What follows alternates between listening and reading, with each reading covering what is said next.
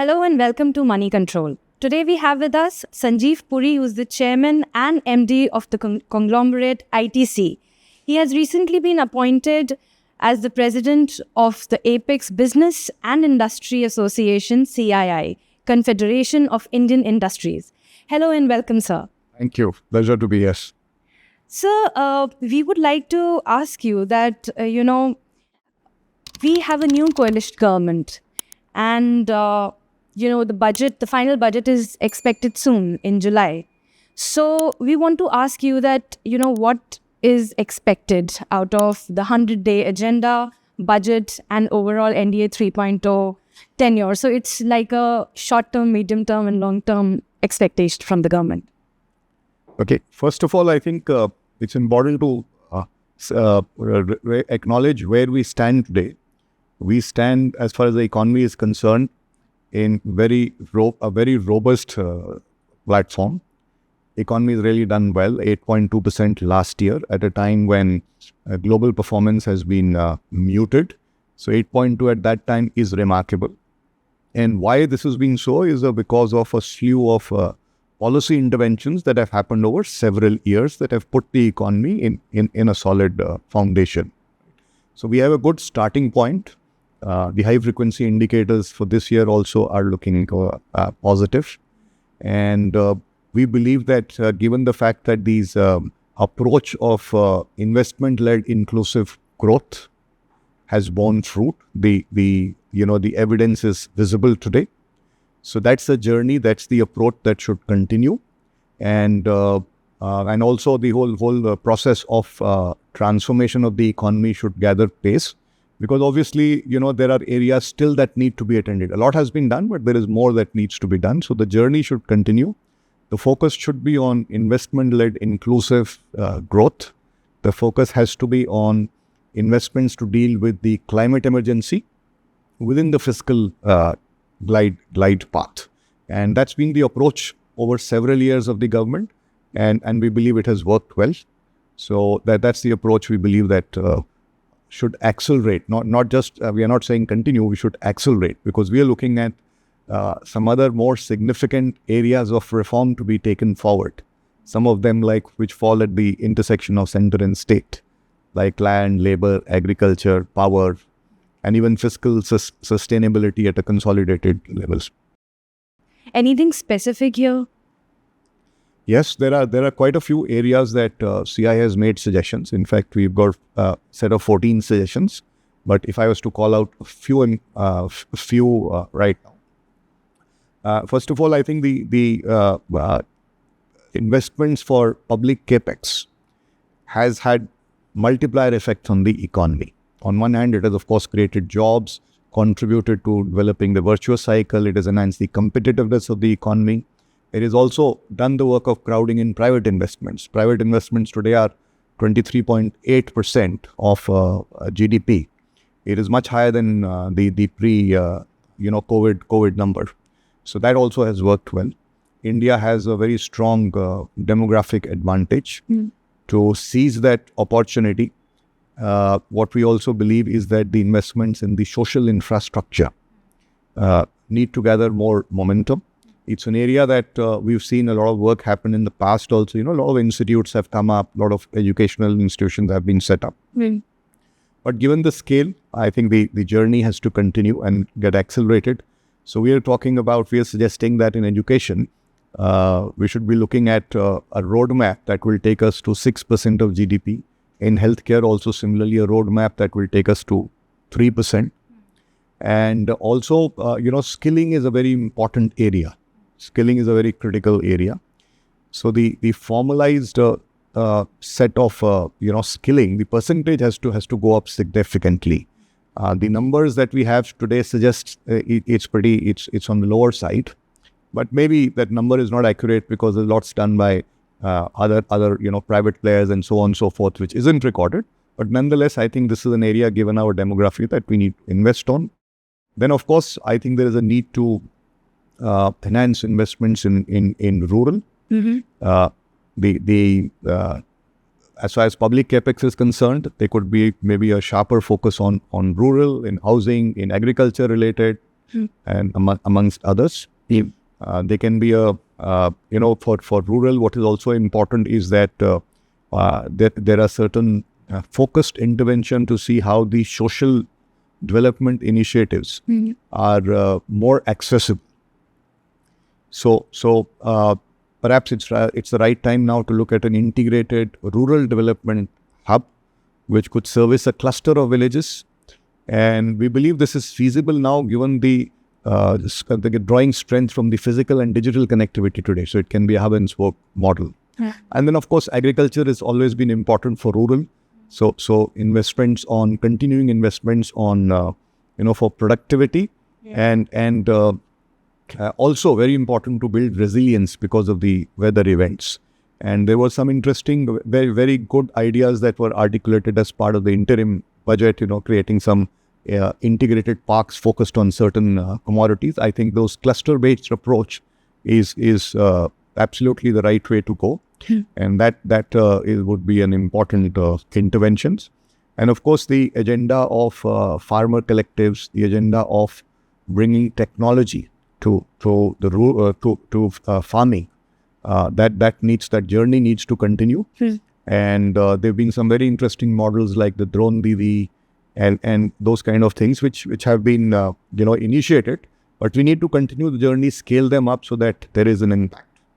And before I end, let me also say, although I've listed a lot of things and you said what are the sessions for the government, let me say industry also has its own role to play in all of this. It is not that it's one-sided. So we have to also do our bit, and industry is very committed to doing it as well.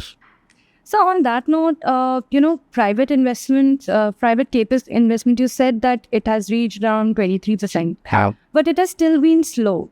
So how do you see that changing in the current fiscal? Firstly, let me say that it is not so.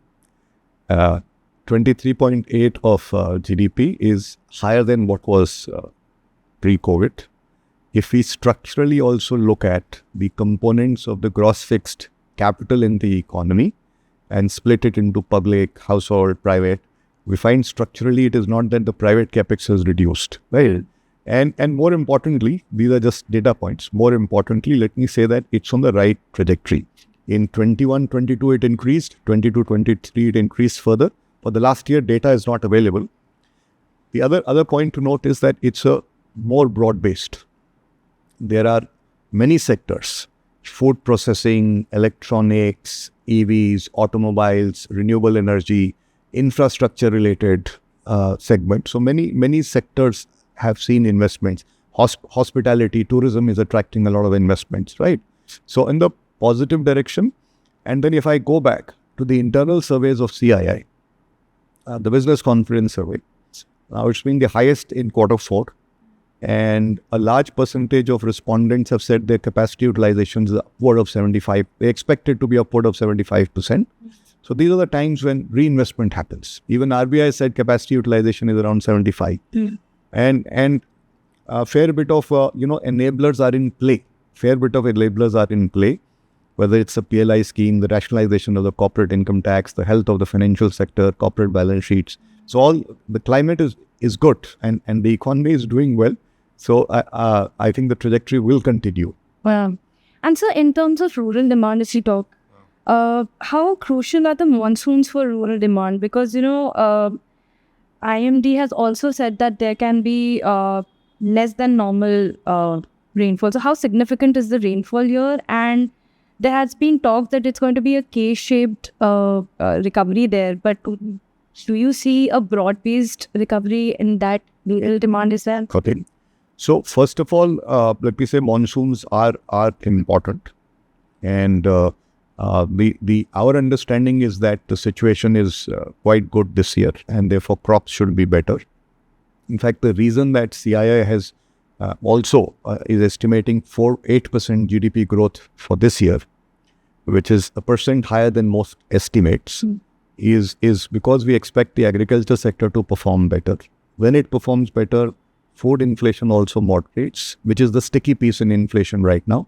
So that should be a positive. And because inflation will moderate, we believe interest rates also will go down in second half. And then, of course, we also believe the forecast also indicate that global trade is going to also improve in the coming year. So all these positives, that's why we are looking at it. Having said that, because extreme weather events is a reality today, uncertainty of weather events is a reality. So we do need to work on building resilience in agriculture. In fact, a broader level, I think, adaptation. So we are in fact suggesting the creation of a national adaptation commission to look at adaptation holistically. And as far as the diversification of the rural economy is concerned, I think some of the suggestions that we have spoken about empowering them with the social infrastructure, besides strengthening, besides the interventions on agriculture and public capex, these will go a long way in diversifying the base there. So also you mentioned, that 70% global trade happens in global value chain. So what government support will be required to make India a bigger export economy, according to you? So continuing the journey of the reform, already we have a fair bit has been done to enhance competitiveness. But now we have to look at the next set of reforms to further enhance competitiveness of the economy. And those are the factor reforms that I spoke about. It's also about ease of doing business, cost of doing business. Both of this have seen significant improvement. But, the journey must continue. We must take it to the next level. I think in addition to that, I think FTAs, which the government is working on, are important. In addition to that, I think the private sector needs to increase spends in R&D. They're much lower than global average. And towards that, the government has also announced in the interim budget a 1 lakh crore innovation fund. So that could be operationalized. We can work with the government industry and can work with the government to help create an ecosystem of research institutions, academia, industry focused on certain strategic thrust areas. So that IP gets developed, that will provide the opportunity for greater participation in global trade. So June 22nd is going to be GST Council meeting. So everybody's waiting for it. What are the expectations? What can we expect? So my comment is not to do with the 22nd meeting, but broadly the industry's suggestion is to move to a 3-rate structure. We include sectors that are not included in GST, petroleum, real estate, electricity, amongst others. And of course, there is always ongoing activity in simplification, to which the government has been very responsive. And as the learnings come and experiences come and feedback is provided, I think government has been very responsive. That of course, it's an ongoing journey, should continue. So one follow-up question on that is that, GST rate rationalization from 4 slabs to 3, how close or how far are we from that kind of reality in India? No, I think this is an area where work needs to be done. So what makes you optimistic about India at this point in time? I think I already spoke a lot about it. The past reforms, the expectation of accelerated reforms, and given that there are multiple opportunities globally that play to India's strengths. The world is going through supply chain diversification, digital transformation, energy transformation. The world has demographic challenges. You're seeing 40% of the world's GCCs in India, and there is a lot more opportunity that's there. I think agriculture is over medium to long term is a big opportunity. Tourism has tremendous economic multipliers. It creates opportunities for a lot of small and micro enterprises, right? So that also is on a positive trajectory, and with the thrust of policy, I think it can scale up to a much larger trajectory than it is today. So many positives. Thank you for tuning in, and keep watching Moneycontrol for more such conversations.